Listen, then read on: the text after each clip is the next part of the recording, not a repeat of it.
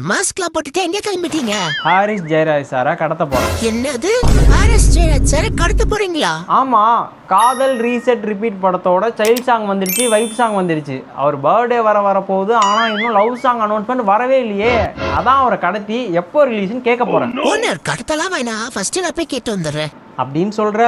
அப்போ ஃபர்ஸ்ட் நீயே போயிட்டு கேட்டு வந்துரு.